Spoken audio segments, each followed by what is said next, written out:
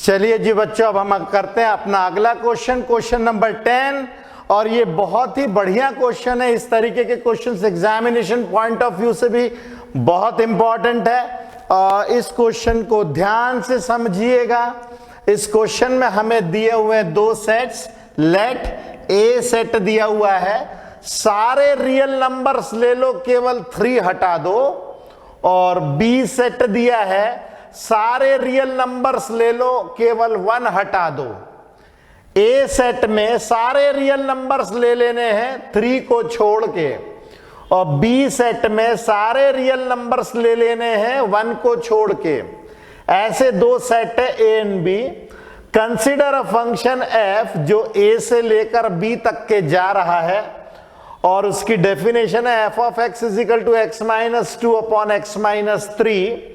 ये पूछ रहा है कि फंक्शन 1 1 और ऑन टू है कि नहीं है। अगर है या नहीं, दोनों ही केस में आपको जस्टिफाई करना है आपका आंसर। तो चलिए अब हम सॉल्यूशन देखते हैं। आपको ध्यान से सारी चीजें समझना है। सबसे पहले हम लोग सॉल्यूशन में देखें कि जो फंक्शन दिया हुआ है, इसमें जो सेट दिए हुए हैं, पहला जो सेट दिया है ए वाला, इस सेट में सारे रियल नंबर्स हैं, सारे के सारे रियल नंबर्स हैं, मगर 3 को इन्होंने हटा दिया है। और जो दूसरा सेट है हमारा बी वाला, इस बी सेट में इन लोगों ने सारे रियल नंबर्स ले लेने हैं, सारे के सारे रियल नंबर्स ले लेने हैं, मगर 1 हटा देना है। ये हमारे पास ए और बी सेट है। ओके, अच्छा, और फंक्शन जो लिंकिंग फंक्शन है इनके बीच का, ये जो फंक्शन है, इसकी डेफिनेशन क्या दी हुई है? F of x is equal to x minus 2 upon x minus 3। अब आपको समझ में आया होगा ना, ये वाला 3 क्यों हटाया है हमने। ये बात समझ में आई होगी, क्योंकि अगर हम 3 रख देंगे तो डिनोमिनेटर हो जाएगा 0 और हमारा क्वेश्चन हो जाएगा नॉट डिफाइंड, फंक्शन हो जाएगा नॉट डिफाइंड। तो नॉट डिफाइंड से बचने के लिए इन लोगों ने 3 को हटाया है। तो यहां पे भाई थिंक, आपको सोचना पड़ेगा कि क्यों इन्होंने 3 हटाया है। 3 हटाया है ताकि हमारे फंक्शन की जान बची रहे भाई। फंक्शन नहीं तो हमारा नॉट डिफाइंड सिचुएशन में आ जाएगा। तो मैं यहां लिख देता हूं 3 is removed so that function f does not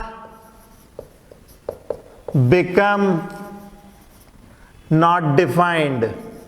not defined ना हो, इससे बचने के लिए हम लोगों ने 3 यहां से रिजेक्ट किया। चलिए जी, अब इसको हम लोग चेक करते हैं 1 1 चेक करने के लिए पहले हमें मानना पड़ेगा कि ये 1 1 नहीं है।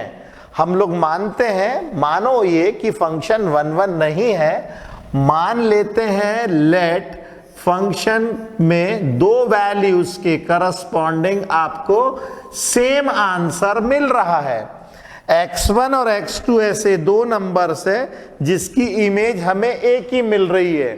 हम लोगों ने ऐसा मान लिया, और अगर ऐसा मान लिया तो हम फिर उसके आगे प्रोसीड करते हैं, फंक्शन की वैल्यू डालते हैं। आएगा हमें x1 minus 2 divided by x1 minus 3, this will be equal to x2 minus 2 upon x2 minus 3। अब थोड़ा सा खेलेंगे, इसके साथ में क्रॉस मल्टीप्लाई करेंगे। x1 x2 minus 3 times x1 minus 2 times x2 plus 6, this will be equal to x1 x2 minus 3 times x2 minus 2 times x1 plus 6। चलिए भाई, यहां पे x1 x2 से गया, 6 से 6 गया। अब हम देख सकते हैं -3x1 और यहाँ पे -2x1, तो यहाँ पे आ जाएगा -x1, this will be equal to -3x2, ये -2x2, तो ये आ जाएगा -x2, तो मतलब आ गया x1 is equal to x2। इसका मतलब ये है कि हम लोगों ने जो एज्यूम किया था कि ये 1 1 नहीं है, वो हम गलत सोच रहे हैं।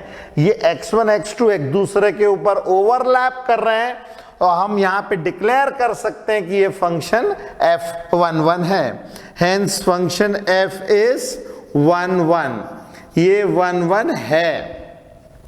अब चलिए जी हम ऑन टू चेक करते हैं। ऑन टू चेक करने के लिए क्या करेंगे, इस फंक्शन की वैल्यू हम y मान लेते हैं। लेट इस फंक्शन की वैल्यू हम लोग मान लेते हैं y। अब हम लोग फंक्शन में फंक्शन बनाएंगे y के टर्म्स में। ओके, तो हमारे पास अभी फंक्शन क्या है, x-2 upon x-3, x-2 upon x-3 is equal to y। थोड़ा सा अगर इसको सॉल्व किया जाए तो हमें मिलेगा x-2 is equal to xy minus 3y। चलिए आगे और सॉल्व करते हैं।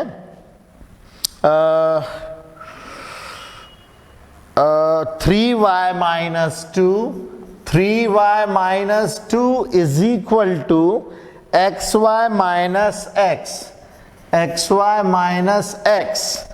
तो अब हम 3y minus 2 is equal to x common लेंगे, y माइनस 1, तो y माइनस 1 जब इधर गिर जाएगा तो x कितना आ जाएगा, 3y minus 2 upon y minus 1।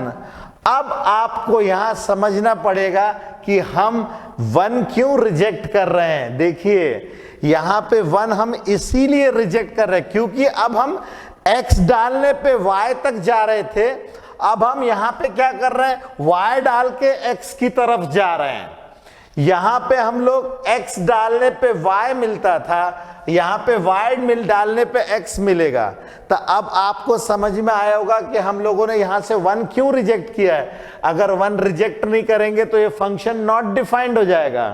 तो यहां पे भी आपको सोचना पड़ेगा, यहां पे आपको सोचना पड़ेगा कि y b सेट में से हम लोगों ने 1 माइनस किया था। 1 को माइनस करना बहुत जरूरी था, नहीं तो ये नॉट डिफाइंड सिचुएशन में आ जाता। चलिए जी अब मैं चेक करता हूं, फंक्शन को रिवर्स डायरेक्शन में ले जाता हूं। f ऑफ x की वैल्यू चेक करेंगे। f ऑफ x की जगह पे मैं डालूंगा 3y minus 2 upon y minus 1। मैंने x की जगह पे ये पूरा का पूरा फंक्शन डाल दिया। मैं रिवर्स डायरेक्शन में ट्रैवल कर रहा हूं, जरा देखिएगा।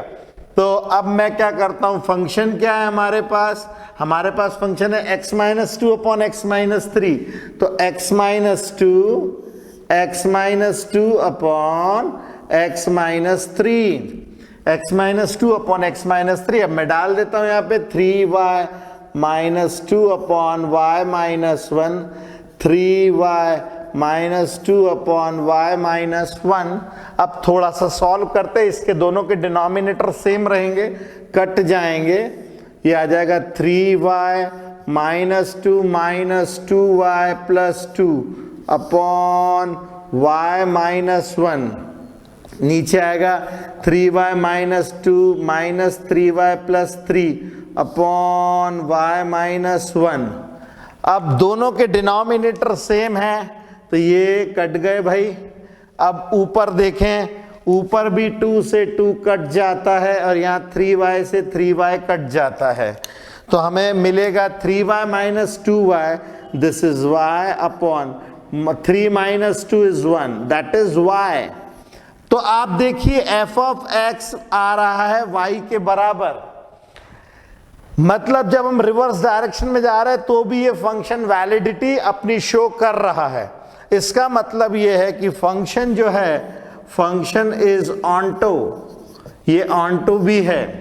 अब अगर ये 1 1 भी है और ऑन टू भी है तो ऐसे सिचुएशन में हम कह सकते हैं, इसको डिक्लेयर कर सकते हैं कि ये एक बाइजेक्टिव फंक्शन है। 1 1 ऑन टू दोनों इसकी वैलिडिटी चेक हो रही है।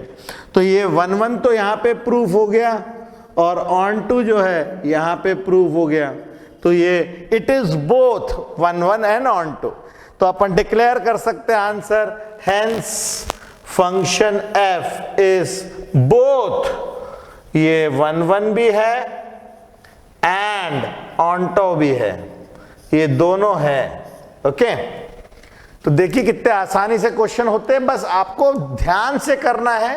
ओके, चलिए जल्दी जल्दी कीजिए।